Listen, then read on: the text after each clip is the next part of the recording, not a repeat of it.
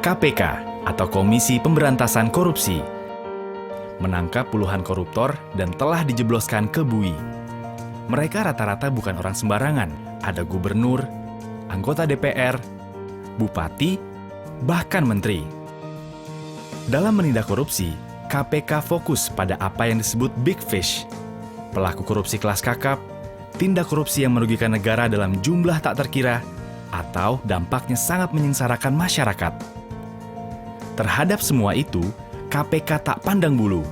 Begitu terendus, semua akan ditindak tegas hingga tuntas. Kemanapun koruptor bersembunyi, akan terus dilacak dan dikejar. KPK tidak pernah main-main. Buktinya, hingga kini setiap tersangka yang ditangani KPK selalu diputus bersalah di pengadilan.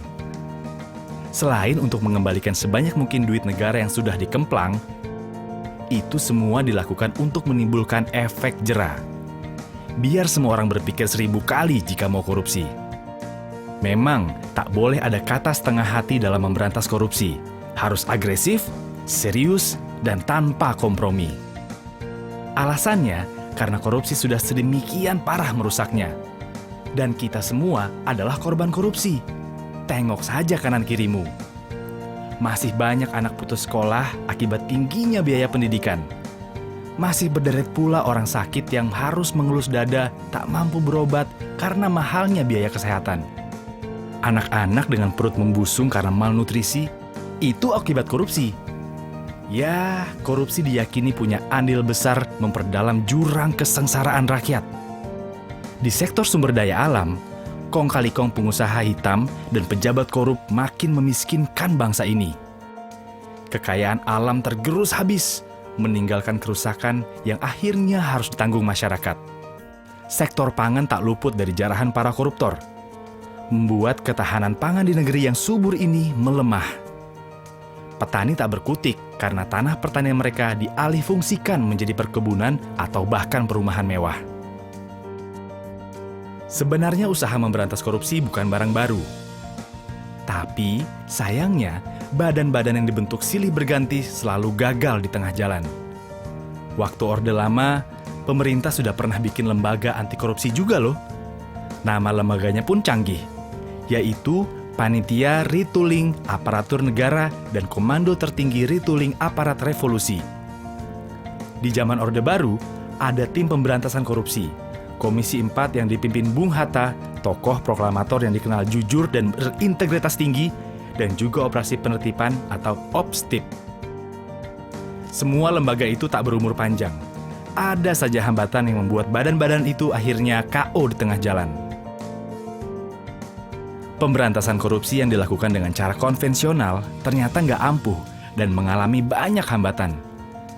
Dari situ, dirasakan perlu metode penegakan hukum yang luar biasa lewat pembentukan lembaga khusus dengan kewenangan luas, independen, bebas dari kekuasaan manapun. Dari sinilah KPK lahir dengan mandat khusus untuk melakukan pemberantasan korupsi.